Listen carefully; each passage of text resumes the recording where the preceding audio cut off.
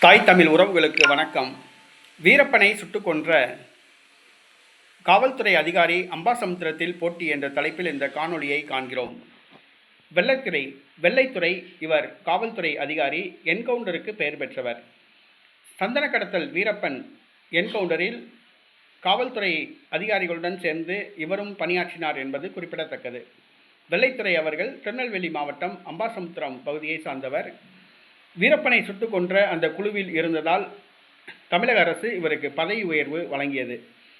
கடந்த சட்டசபை தேர்தலின் பொழுது அம்பாசமுத்திரத்தில் இவருடைய மனைவி போட்டியிட்டார்.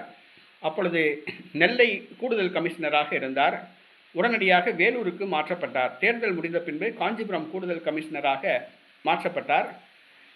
இவர் ஓய்வு பெறுவதற்கு முதல் நாள் சஸ்பெண்ட் செய்யப்பட்டார். பின்பு சஸ்பெண்ட் ரத்து செய்யப்பட்டு ஓய்வு பெற அனுமதிக்கப்பட்டார். இவருடைய சொந்த ஊர் திருநெல்வேலி மாவட்டம் அம்பாசமுத்திரம். சற்று காலம் அமைதியாக இருந்து வந்தார் வெள்ளைத்துறை.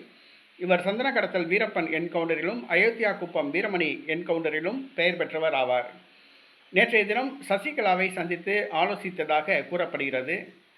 சசிகலா ஆரம்பிக்கப்பட உள்ள கட்சியில் இவர் அம்பாசமுத்திரத்தில் போட்டியிட உள்ளதாக கூறப்படுகிறது. வருகிற சட்டசபை தேர்தலில் அம்பாசமுத்திரம் தொகுதியில் வீரப்பனை சுட்டுக் கொன்ற காவல்துறை அதிகாரி வெள்ளைத்துறை அவர்கள் போட்டியிடுகிறார்.